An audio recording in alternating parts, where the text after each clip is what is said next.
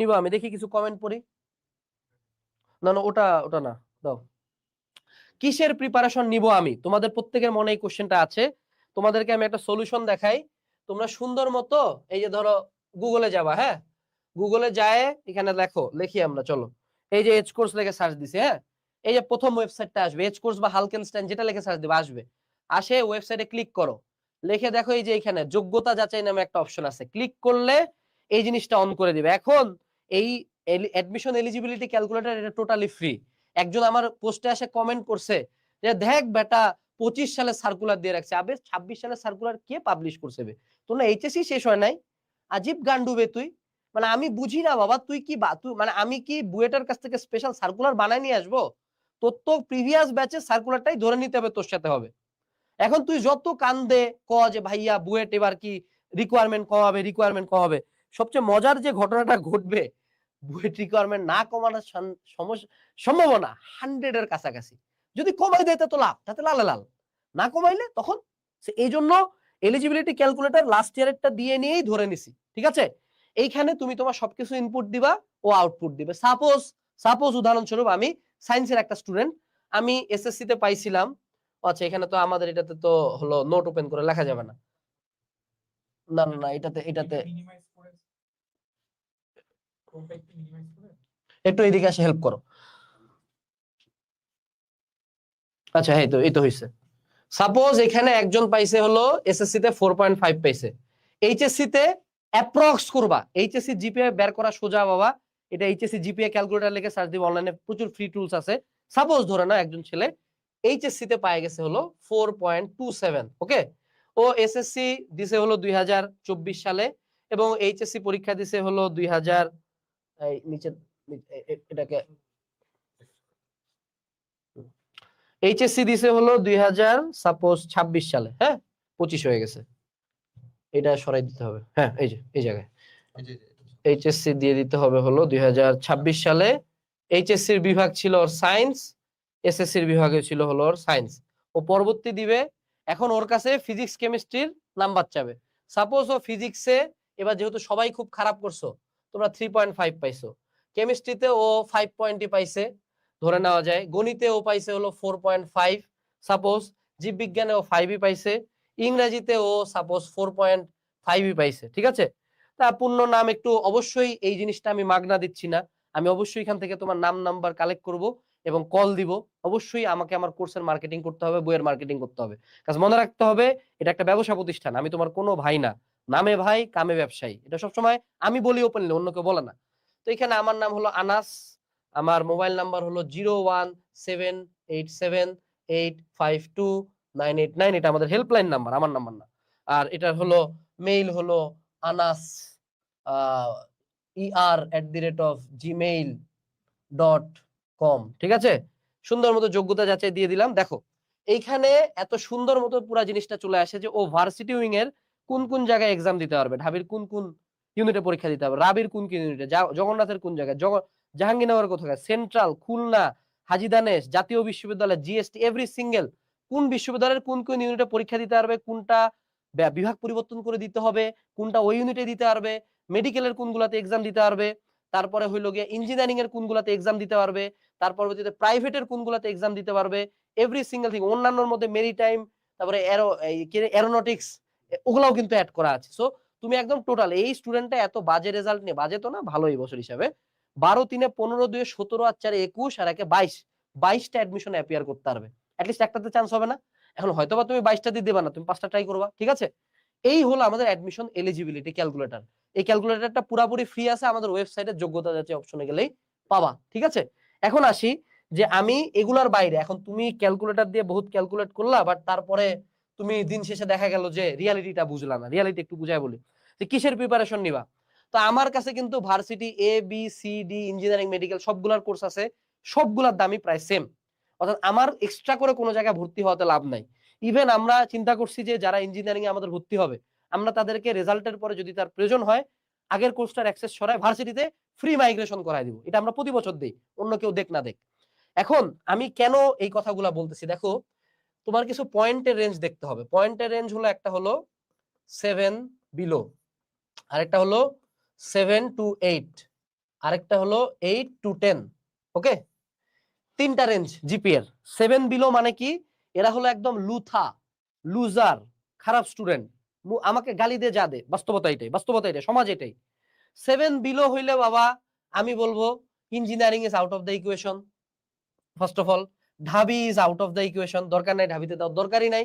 হ্যাঁ, কিন্তু ঢাবির এ ইউনিট বাদ দিয়ে you can go for B unit. ঠিক আছে, তোমার জন্য বেস্ট হয় হলো ভাইয়া GST. This is your home, this should be your prime target. তোমাকে যে যা গপ্প দেখায় আমরা ঢাবিতে এক্সাম দিব না কেন, দিব, সমস্যা নাই, কিন্তু বুঝতে হবে GST is the main sheet. 7 to 8 এইখানে আমি বলবো অল এ ইউনিট। এখানে তোমাকে অল এ ইউনিট বলো, অল বি ইউনিট বলো, অল সি ইউনিট, তুমি সব জায়গায় পরীক্ষা দিতে পারবা। ঠিক আছে, কিন্তু হ্যাঁ এই 7 to 8 রেঞ্জে পার্সোনাল সাজেশন, এখানে মেডিকেল দেওয়া যাবে না, এখানে ইঞ্জিনিয়ারিং দেওয়া যাবে না, এই দুইটা বাদ। এটা এদিকে তাকাবো না, দরকার নাই বাবা, দরকার নাই, ডোন্ট ওয়েস্ট ইউর টাইম, নিজের টাকা ওয়েস্ট করে না, টাইমও ওয়েস্ট করে না। 8 to 10 এই জায়গায় ধরো মেডিকেল তুমি অ্যাড করবা। ঠিক আছে, মেডিকেল হইলো এসএসসি ইন্টু 8 মেবি, আর এইচএসসি ইন্টু সম্ভবত 12, if I am not wrong. হ্যাঁ, সো যদি তোমার এসএসসি এইচএসসি মিলায় 10-এর কম কাটা যায়, 10 পয়েন্টের কম কাটা যায়, তাহলে মেডিকেল প্রিপারেশন নিতে পারো। ঠিক আছে, কিন্তু যদি 10 পয়েন্টের বেশি যায়, যে তোমাকে যে গপ্প দেখ যে আমি 3 পয়েন্ট নিয়ে মেডিকেলে পাইছি, বিশ্বাস করবা না, don't do that, don't waste your time. 10 পয়েন্টের বেশি গেলে মেডিকেলের দিকে চোখ থেকেও তাকাবো না। আর এইখানে আমরা অল দিতেই পারবো, সব জায়গায় আমরা এক্সাম দেওয়ার চেষ্টাই করব। এখন যেটা কথা হলো বুয়েট, যেটা হলো ইঞ্জিনিয়ারিং নিয়ে কথা হচ্ছে, BUET is a different ball game. বুয়েটের ক্ষেত্রে বুয়েট আমাদের prediction is safe spot is দুইটা মিলায় 10 অবশ্যই আমি টার্গেট করব। হ্যাঁ, আর পিসিএম এর যে কোনো একটাতে, মানে একটাতে প্লাস মিস, এইটা পর্যন্ত আমি তোমাকে সাজেস্ট করব বুয়েট ধরে রাখো। হ্যাঁ, তুমি হয়তো বা মানে 3টাতে প্লাস মিস করে হইতে পারে সার্কুলার এমন দিলে তুমি পরীক্ষা দিতে পারবা, বাট বাবা please don't over estimate your self.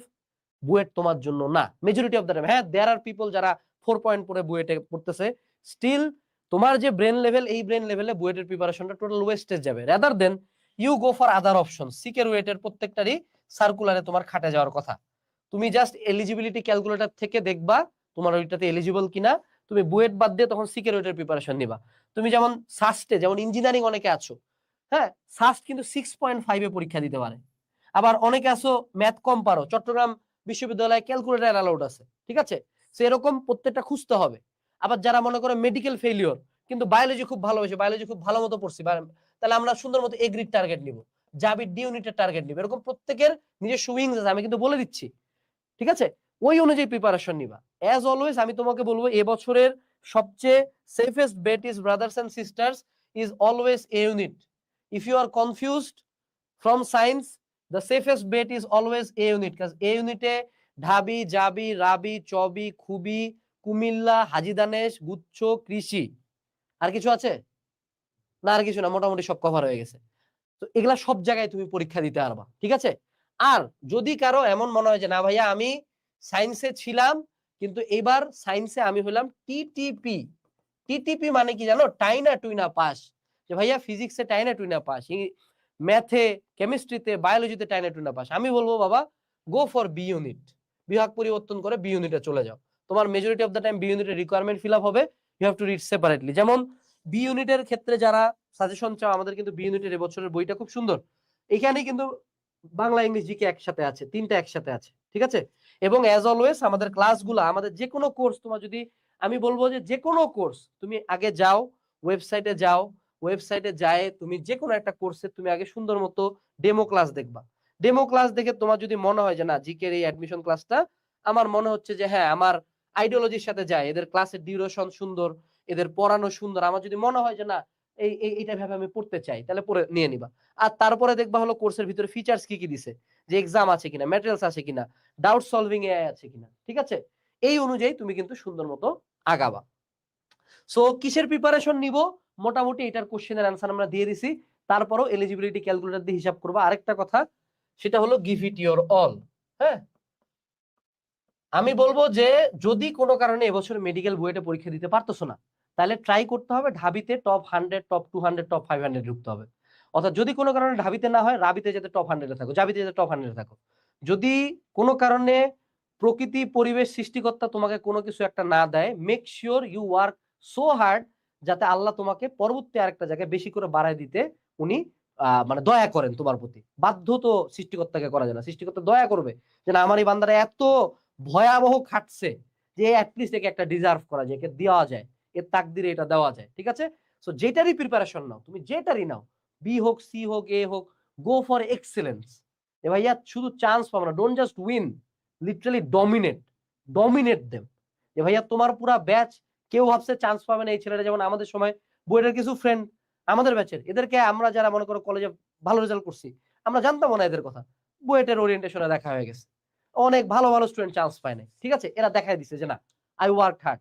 অনেক ক্ষেত্রে যেটা করতে পারো যে এই 3 মাস তুমি হলো মঙ্ক মোডে চলে যেতে পারো, যে তোমার কেউ দেখবেও না, জানবেও না, জাস্ট মাঝে মধ্যে হয়তো বা মালিক টাওয়ারের নিচে দেখা হবে, আর কিছু না। ওকে একবারই দেখা গেছে মালিক টাওয়ারের নিচে, তারপর থেকে ওকে দেখা যায়নি। তোমার বন্ধু যতই জিয়া উদ্যানে ঘুরুক সমস্যা নাই, তুমি মালিক টাওয়ার টু বাড়ি, বাড়ি টু মালিক টাওয়ার, এই মোডেই থাকো, দেখবা সুন্দর মতো চান্স হয়ে গেছে।